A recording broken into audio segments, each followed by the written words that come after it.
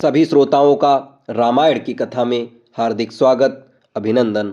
आज के इस वीडियो में आप सभी के सामने प्रस्तुत है धूम्राक्ष और वज्रदंष्ट का वध। बढ़ते हैं कहानी की तरफ।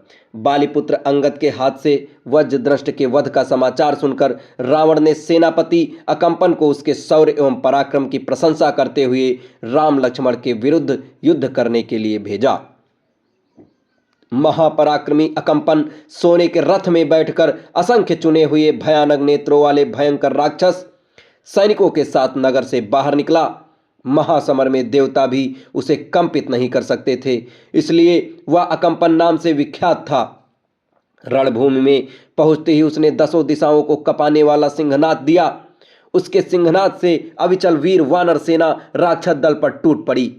एक बार फिर अभूतपूर्व युद्ध आरंभ हुआ।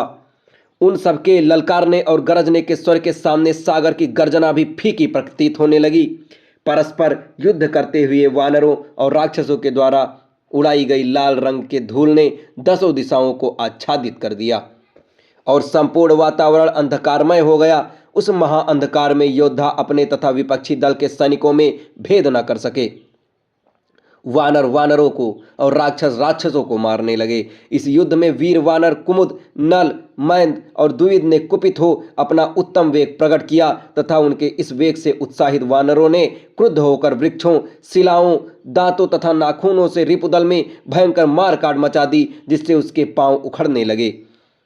अपनी सेना के पैर उखड़ते देख अकंपन मेघों के समान गर्जना करके अग्निबाणों से वानर दल को जलाने लगा।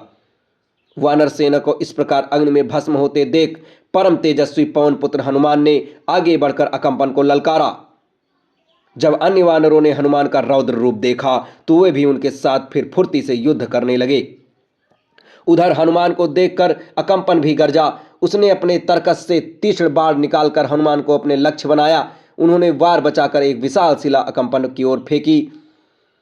जब तक वह शिला अकंपन तक पहुंचती तब तक उसने अर्धचंद्राकार बाण छोड़कर उस शिला को चूर चूर कर दिया।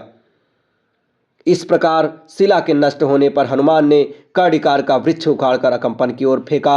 अकंपन ने अपने एक बाण से उस वृक्ष को भी नष्ट किया और उस एक साथ 14 बाण छोड़कर हनुमान के शरीर को रक्त रंजित कर दिया।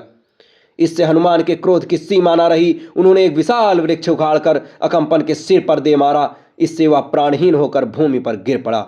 अकंपन के मरते ही सारे राक्षस सिर पर पैर रखकर भागे।